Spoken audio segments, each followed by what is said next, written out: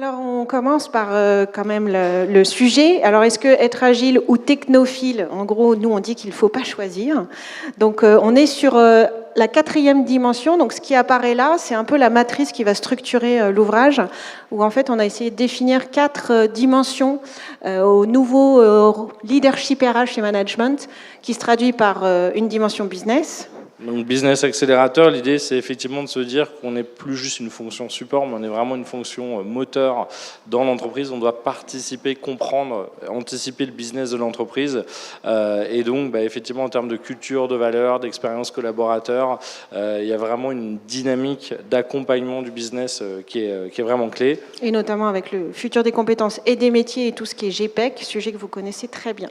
Deuxième dimension, c'est la dimension entrepreneur qui se traduit par évidemment tout ce qui est aussi organisation apprenante, parcours d'intrapreneuriat, mais aussi tout ce qui est entreprise étendue, donc avec un nouvel écosystème ouvert en fonction des différents contrats de travail, puisque peut-être que demain on sera encore plus dans des nouvelles façons de travailler et d'être en lien avec les organisations.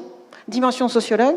Donc, sociologue, c'est vraiment au-delà des process. On a tous vu qu'on est un peu en train de sortir de ce modèle très tayloriste, un peu processé et usiné. Et aujourd'hui, on parle d'intelligence collaborative, on parle d'intelligence émotionnelle. On voit bien que finalement, voilà, c'est de fédérer les envies, de motiver les gens, et, de comprendre les nouvelles attentes. Alors des fois, on dit des millennials, mais nous, on pense que c'est les attentes de la nouvelle société au sens large qui a évolué, quels que soient les âges.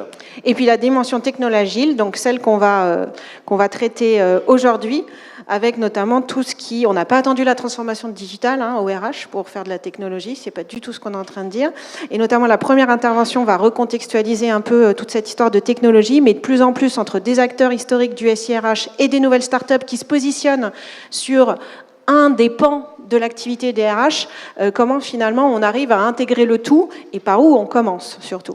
Et avec quand même les apports de la data et de l'IA qui sont là pour le coup en train de révolutionner ou d'accélérer le traitement de l'information, des CV et puis effectivement la meilleure compréhension, le meilleur pilotage des compétences, des évaluations de la performance.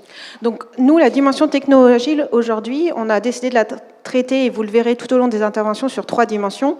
La dimension d'un état d'esprit, les solutions technologiques, bien évidemment, et les nouvelles façons de travailler. Donc, à travers des tables rondes et puis des interviews, on va avoir l'occasion de partager sur ces sujets-là.